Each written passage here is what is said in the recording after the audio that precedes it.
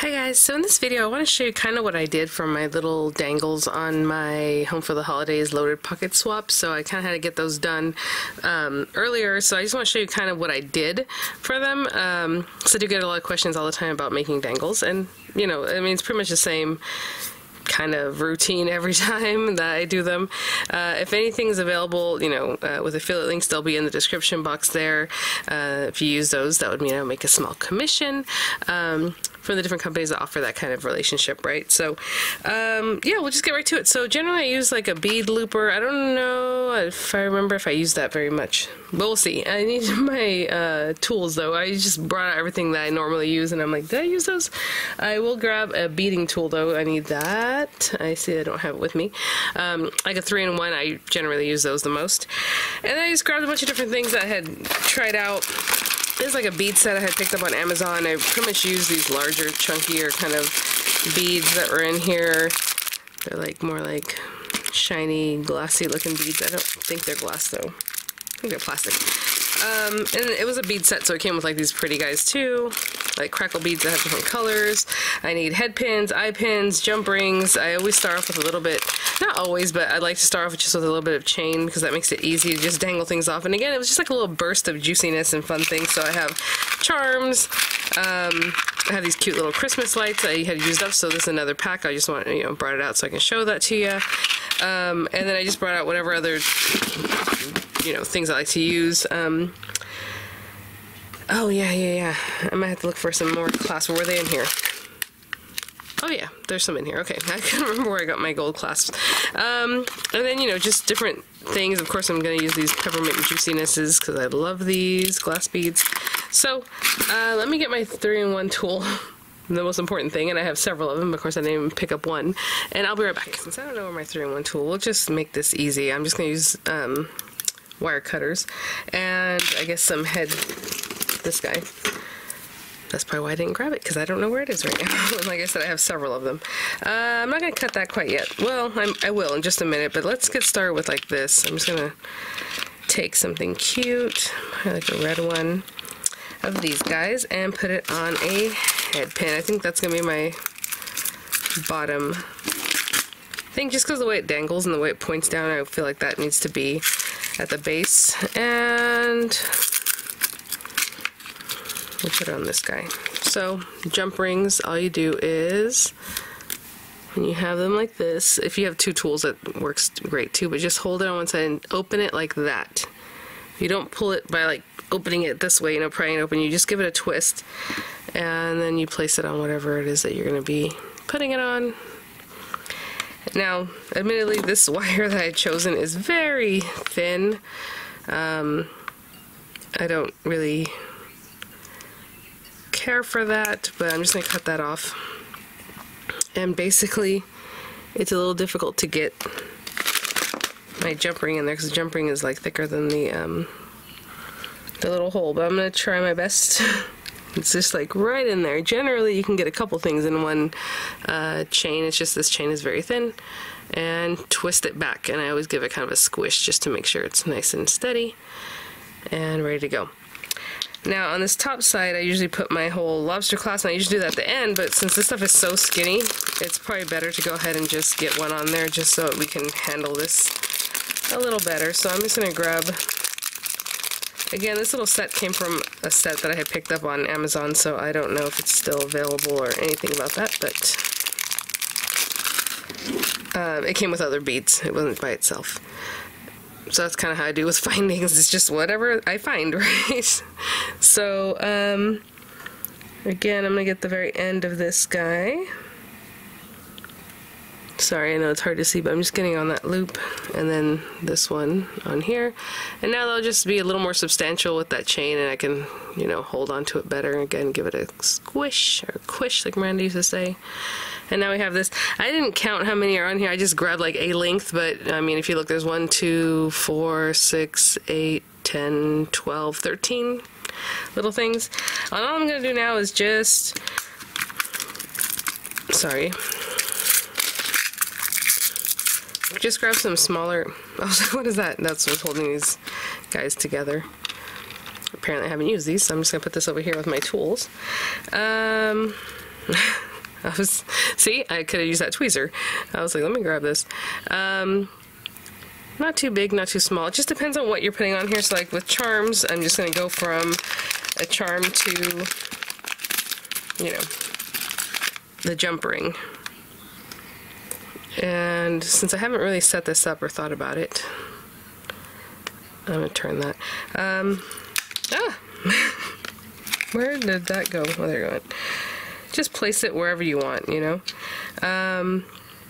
So you know what, since I'm not sure where I want to place that guy yet, I'm just going to leave him there, but that's what we do with that. You know, my peppermint needs a little work. Let me see if I have a strip that's already open. I should have a strip that's ready to go. There we go. What I mean by he needs a little work is that he needs a head pin or an eye pin. Again, I can make my own, but I also have some here ready to go. Let's see what if it works. So these are head pins. That means it's just flat like that. But sometimes the holes in your lampwork beads or any beads, whatever you have, might be a little bit bigger. Ooh, actually that one looks smaller on that side, so just pop it through and hopefully it'll hold it. And if it doesn't, then I put like a little bead cap, or you can put like a little gold, something else that helps it not fall through. Or if you're using bead loopers, you can just use a bigger loop and it'll hold on for you. And from here, ooh, see, this is why I need my, well, actually I can use this. Hello. I was like, this is why I need my 3-in-1 tool. I know these are not inexpensive, so I have this and it works really well, but if you don't have this, then just make yourself a loop with your 3-in-1 tool or whatever tool you like to use. Basically, you put it under here, what's left of this guy, put it under here, and it goes out this little tiny hole. Now, if it's not long enough to go out that little tiny hole, don't worry about it. It just needs to go in that direction. So, like right now, it's just there, and you just give it a squish, and your bead looper makes you that nice little loop. Love it. So I'm going to go through and just, you know, find what it is that I want to put on here. I have a charm, I have that guy. What else did I put? Oh, I used some of those crystals, huh? That I showed at the beginning. I had some of these, and again, these little guys are really fun to just put on a head pin. Those are really tall head pins. I don't want to waste that. So head pins, all these things come in different sizes. And generally, obviously, if it's longer, they cost a little more, and then you end up wasting some. So for that, it was a good one because that bead was larger. Sorry, guys. But for these smaller beads, it's nice to get something smaller so you're not wasting a whole bunch of that, cutting off a ton of the metal. And so with this one, and again, it just depends on what you're using. You know, I love red, but I reused quite a few reds on that one. Let's get like a green going. Look at that cutie. And then I would bring it here. Again, this is kind of a small little pin, so I'm just putting it in that direction so it goes into this recess, you know, where it's open here. And, oh, holding it. And there we go. And you hear that crunch? Yeah, you don't want to destroy your bead, but I stopped turning when I heard that crunch because it got really close to the bead.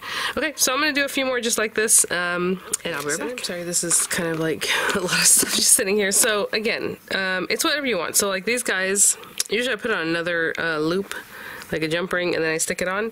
Today, I'm just going to just get them right on because I want it to be just like, again, like a little burst of color. So I'm going to open this just a little bit so I can get it on here. And I usually skip a few of the little loops or the chains. Again, it depends on the size of what I'm using here. Just skip a few of them and just like pop this in.